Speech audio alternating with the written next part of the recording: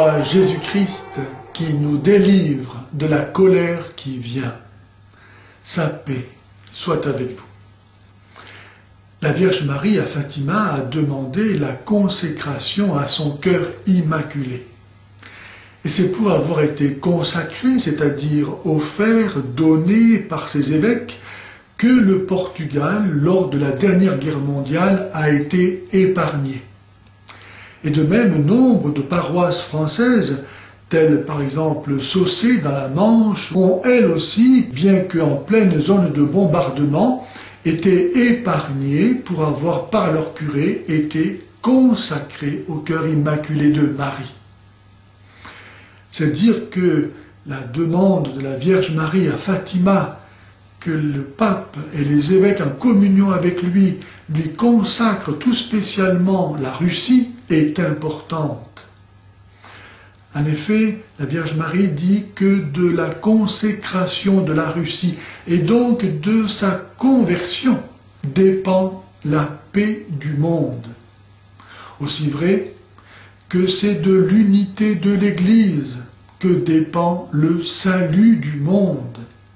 Jésus, priant ainsi par exemple, « Père, qu'il soit un comme nous sommes un, afin que le monde croie que tu m'as envoyé. » Imaginez la puissance de l'Évangile et l'avenir du monde si Moscou devient catholique. Rappelons-nous que les 3 enfants de Fatima, au fin fond du Portugal en 1917, ne savaient rien ni de la Russie, ni de l'avènement du communisme qui allait survenir à la fin de la même année. Et pourtant c'est à eux, à qui le 13 juillet 1917, la Vierge dit ceci. « Si l'on fait ce que je vous demande, beaucoup d'âmes se sauveront et l'on aura la paix. La guerre de 14-18 va finir, mais si l'on ne cesse pas d'offenser Dieu, sous le règne du pape Pie XI en commencera une autre, pire.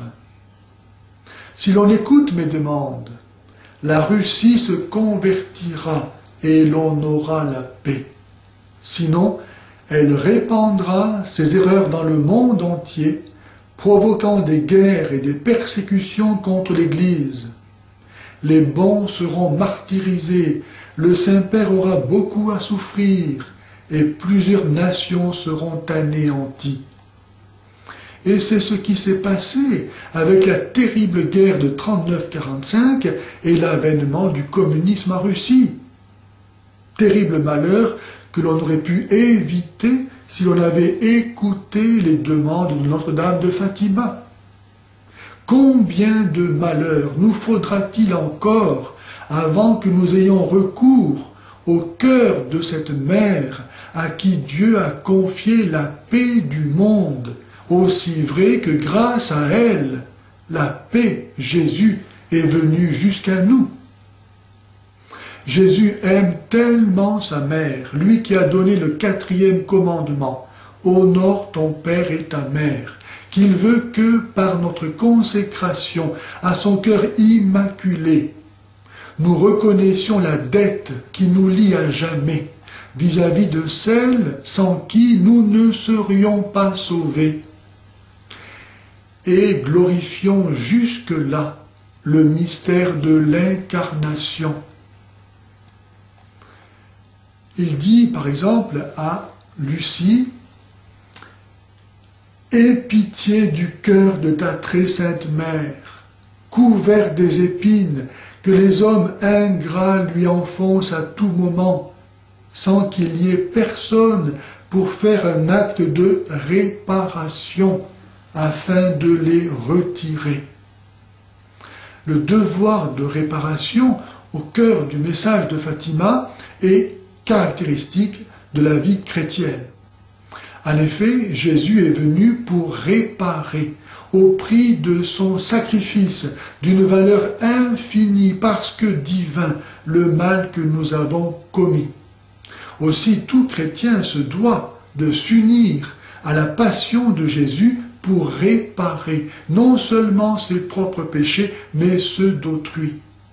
Et à cette fin, la Vierge Marie donne notamment la dévotion de la communion réparatrice des 5 premiers samedis du mois, promettant d'assister à l'heure de leur mort, avec toutes les grâces nécessaires à leur salut, ceux qui pratiqueront cette dévotion. Elle dit encore avec tristesse, « Priez, priez beaucoup et faites des sacrifices pour les pécheurs, car beaucoup d'âmes vont en enfer, parce qu'elles n'ont personne qui prie et se sacrifie pour elles. » Si faire des sacrifices n'est plus à la mode, c'est aussi l'un des signes que Jésus a donné de la fin du monde.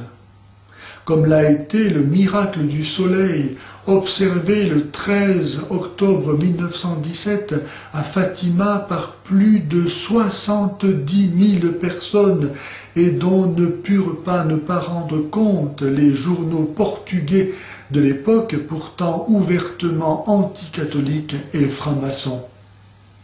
L'ange apparu en 1916 aux enfants leur a appris comment faire réparation pour nos péchés et ceux d'autrui. Il leur dit « De tout ce que vous pourrez, offrez un sacrifice, un acte de réparation pour les péchés par lesquels Dieu est offensé et de supplication pour la conversion des pécheurs. Attirez ainsi la paix sur votre patrie. Je suis son ange gardien, l'ange du Portugal. Surtout, acceptez et supportez avec soumission les souffrances que le Seigneur vous enverra. » Et la Vierge Marie insiste, elle dit aux enfants lors de l'apparition du 13 juillet 1917, « Sacrifiez-vous pour les pécheurs et dites souvent à Jésus, spécialement lorsque vous faites un sacrifice, « Ô Jésus, c'est pour votre amour, pour la conversion des pécheurs et en réparation des péchés commis contre le cœur immaculé de Marie. » La première et la principale pénitence que Dieu exige de nous est l'accomplissement scrupuleux de nos devoirs d'État. Et cela, dans la société actuelle, peut être héroïque. Je pense en particulier aux médecins, infirmiers, pharmaciens qui ne peuvent absolument pas se rendre complices d'actes comme l'euthanasie, l'avortement, la procréation médicalement assistée, l'expérimentation sur les embryons humains. Ce sont là des péchés très graves qui crient vengeance devant Dieu. Et au jour du jugement, Jésus dira « Ce que vous avez fait au plus petit, c'est à moi que vous l'avez fait. » Consacrons-nous donc, et ainsi que nos familles, au cœur immaculé de Marie, sur qui Satan n'a jamais eu d'influence. Prions et faisons pénitence, comme les enfants de Fatima, pour apaiser la colère de Dieu et obtenir la paix du monde. Si vous ne faites pas pénitence, a prévenu Jésus, vous périrez tous.